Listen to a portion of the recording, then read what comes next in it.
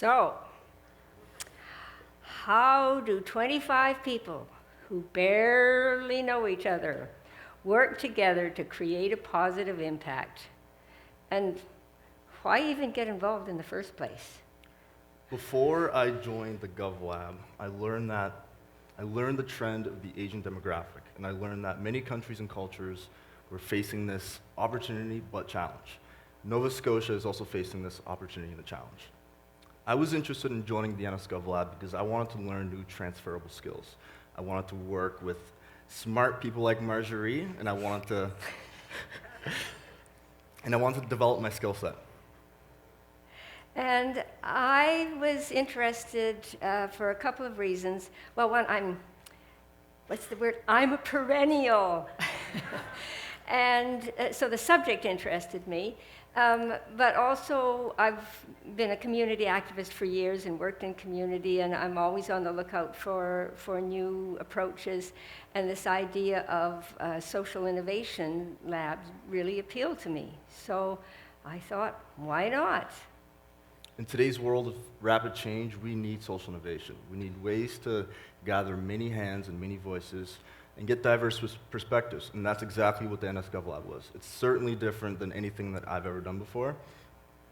And that very first morning, when we first got together for 3 full days, I looked around the room, and I barely knew a soul. And I've been around a long time. I know a lot of people, and I'm used to going to meetings and so on where I know some people, but I barely knew a soul.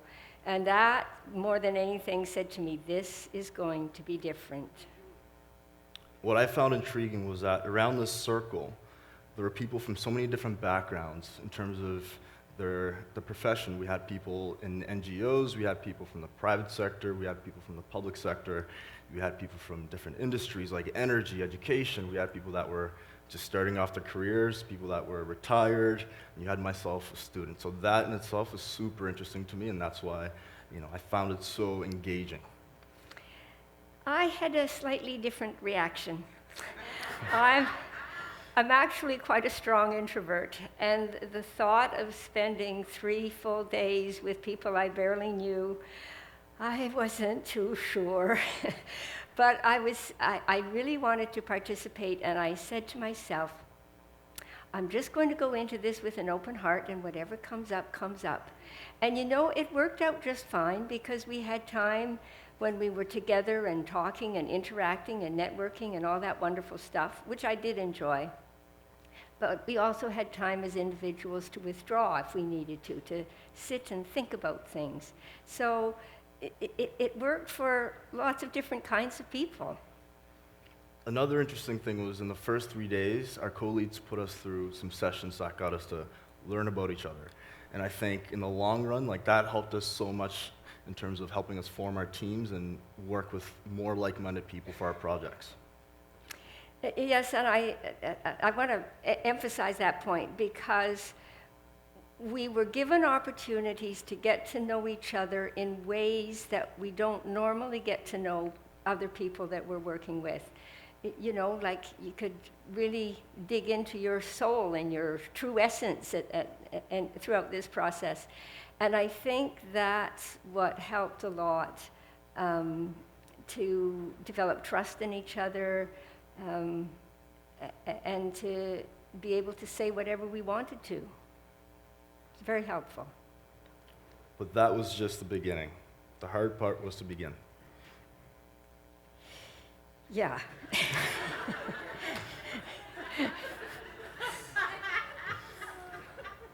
In the first week of the GovLab, we were challenged to start off with a how might we question. This how might we question was going to help us throughout the process of the GovLab and to help us identify what we were going to work on throughout the GovLab.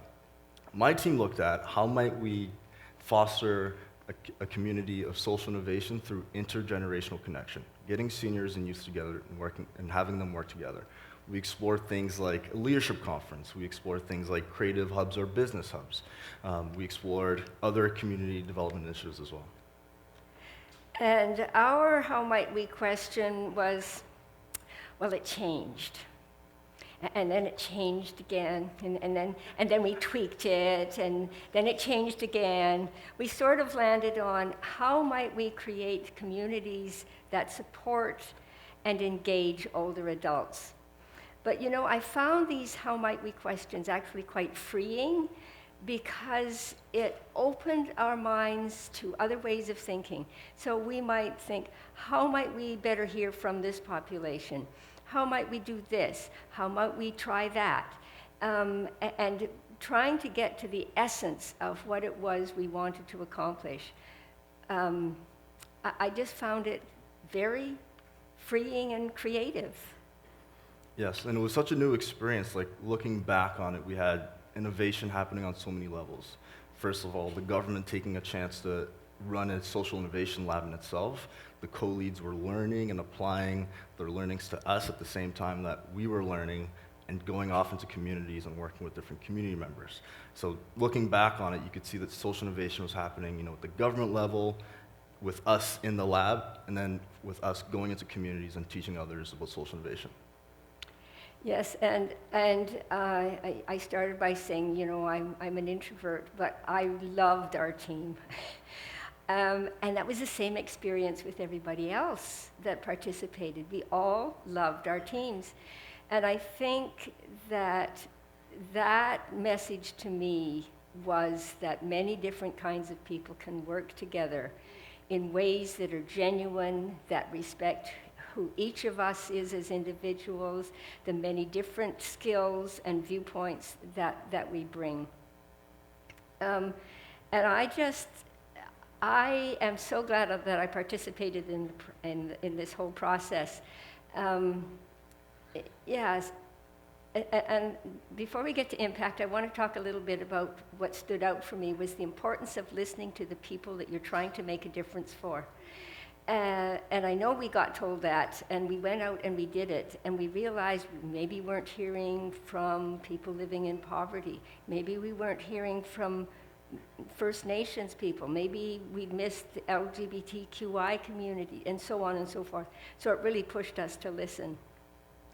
But also to not go out and sell our idea, but see what people said and then figure out if our idea matched. It really had a big impact on me personally.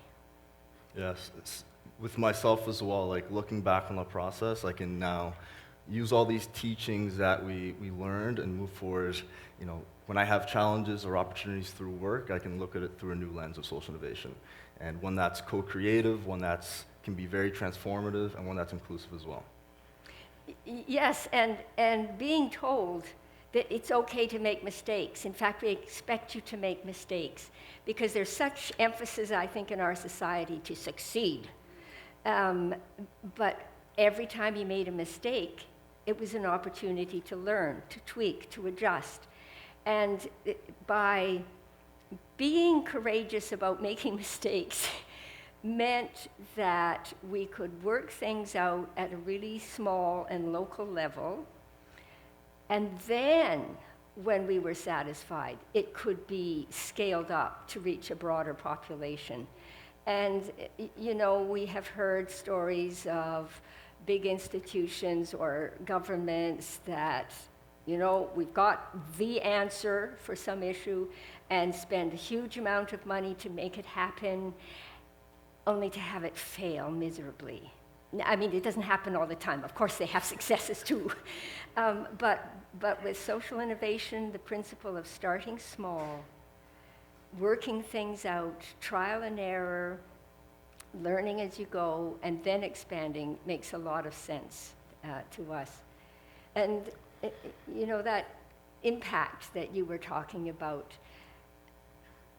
I feel like the things we learned in social innovation are now in my bones.